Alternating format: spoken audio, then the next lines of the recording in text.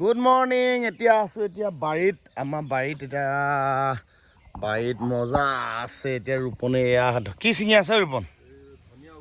এয়া ধনিয়া উঘালি আছে।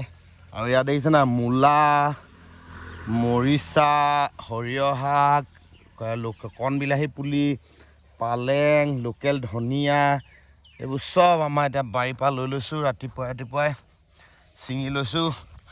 এতিয়া মজা আছে।